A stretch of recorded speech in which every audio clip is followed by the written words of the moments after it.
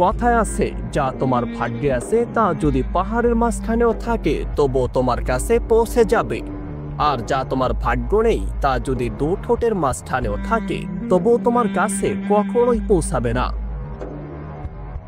আপনি হয়তো পৃথিবীতে বহু ঘটনার সম্মুখীন হয়েছেন, আর এমন কিছু হয়তো আপনি দেখেছেন যা আপনার কল্পনা একটু হার মানিয়েছে।